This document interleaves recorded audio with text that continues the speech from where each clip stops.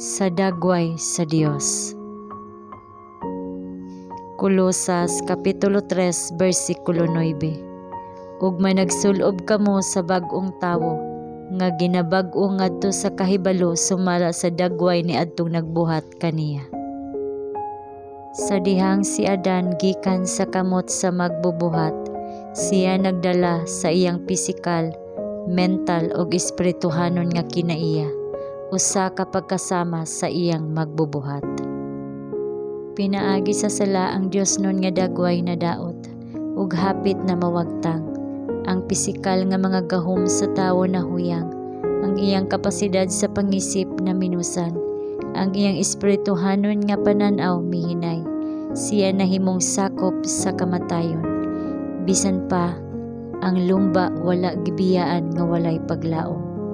Pinaagi sa walay kinutuban nga gugma ug kaluoy, ang plano sa kaluwasan na mugna, ug ang kinabuhi sa probisyon gihatag, aron sa pagpasiguli sa tawo sa dagway sa iyang magbubuhat, sa pagpabalik kaniya ngadto sa kahingpitan diin siya gilalang, sa pagpalambo sa kalambuan sa lawas, huna-huna ug kalag nga ang balaan nga katuyuan sa iyang paglalang unta matuman.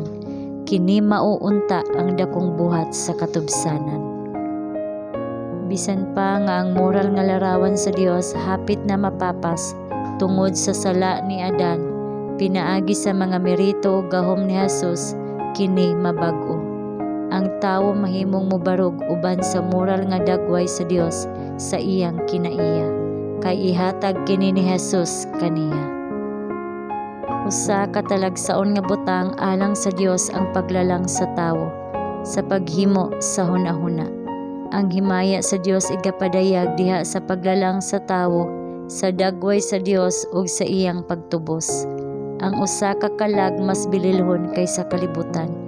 Ang Ginoong Hesukristo mao ang tagsulat sa atong pagkatawo, ug siya usab ang tagsulat sa atong katubsanan, ug ang matag usa nga mosulod sa gingharian sa Dios makapalambo og kinaiya nga mao ang katubang sa kinaiya sa Dios.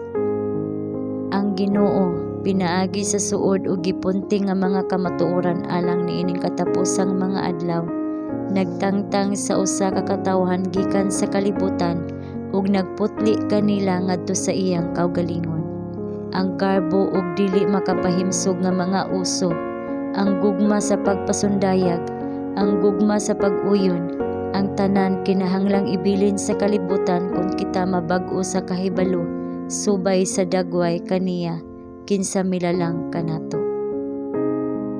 Pinaagi sa makapabag-o nga kabubuton sa iyang grasya, ang dagway sa Dios gipadaghan diha sa tinun-an. Nahimo siyang bag-ong binuhat. Kini mao ang balaang espiritu, ang maghuhupay nga giingon ni Jesus nga iyang ipadala sa kalibutan, nga nag-usab sa atong kinaiya ngadto sa dagway ni Kristo. Ug sa diha nga kini matuman, ang atong refleksyon sama sa usa ka salamin sa himaya sa Ginoo.